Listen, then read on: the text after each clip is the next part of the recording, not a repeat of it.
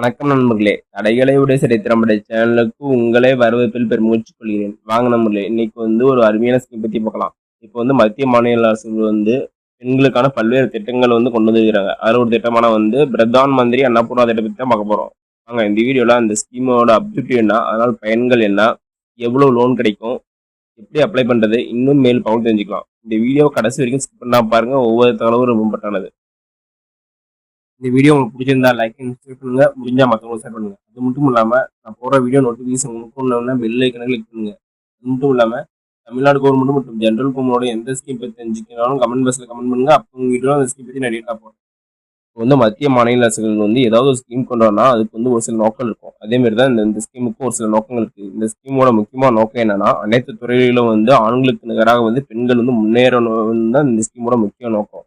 அது மட்டும் இல்லாம பெண் தொழில் முனைவோரை அதிகமாக்கிறது இந்த ஸ்கீமோட முக்கியமான நோக்கமா இருக்குது.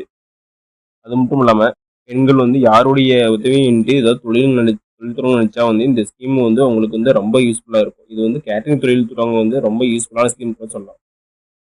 நெக்ஸ்ட் இந்த ஸ்கீம் மூலியமா எவ்வளவு கடன் வாங்க பார்க்கலாம். இந்த ஸ்கீம் மூலியமா 50,000 வரைக்கும் கடன் வாங்குறாங்க. இது யூஸ் பண்ணி பெண்கள் கேட்டரிங் தொழில் தொடங்கிக்கலாம்.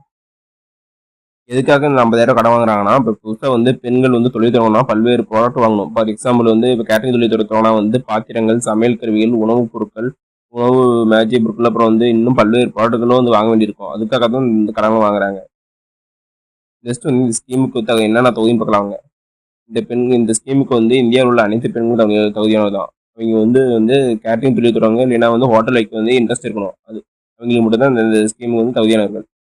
நெக்ஸ்ட் இந்த ஸ்கீமுக்கு எப்படி அப்ளை பண்ணலாம்னா, இந்த ஸ்கீமுக்கு உங்க ஊருக்கு அருகில் உள்ள ஸ்டேட் பேங்க் ஆஃப் இந்தியா கிளையில போய் நீங்க அங்க போய் விண்ணப்பிக்கலாம். மேலும் இந்த ஸ்கீமுக்கு ஏதாவது டவுட்னா அங்க போய் நான் கூட உங்களுக்கு என்ன டவுட்டோ அதை கிளியர் பண்ணி விட்டுருவாங்க. இப்போ 50,000 கடன் வாங்கினீங்கன்னா அது திரும்ப செலுத்தும் காலம் எவ்வளோனா நீங்க 3 ஆண்டுக்குள்ள திரும்ப செலுத்தணும். அதாவது 36 தவணையா நீங்க செலுத்திக்கலாம். மாசம் மாசம் ஒவ்வொரு தவணையும் 36 தவணையா நீங்க திரும்ப செலுத்திக்கலாம்.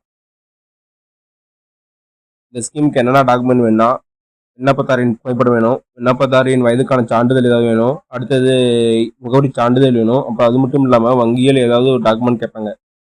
இன்னும் சில டாக்குமெண்ட்லாம் கேட்பாங்க. அதெல்லாம் இருந்தால் நீங்கள் அப்ளை பண்ணிக்கலாம். அப்புறம் மேலும் இந்த ஸ்கீம் பற்றி ஏதாவது டவுட்னா நீங்கள் உங்கள் ஊருக்கு அருகில் உள்ள ஸ்டேட் பேங்க் ஆஃப் இந்தியா கையில் போய் கேட்டால் அவங்க எல்லாம் ஃபுல்லாக கிளியராக கிளியர் பண்ணி விட்டுருவாங்க. ஆனால் இந்த ஸ்கீம் யூஸ் பண்ணி நீங்கள் கேட்டரிங் அல்லது ஹோட்டல் இதேமாரி உணவு சம்மந்தப்பட்ட தொழில் தான் தொடங்க முடியும். வேறு எதுக்கும் இந்த ஸ்கீம் யூஸ் ஆகாது.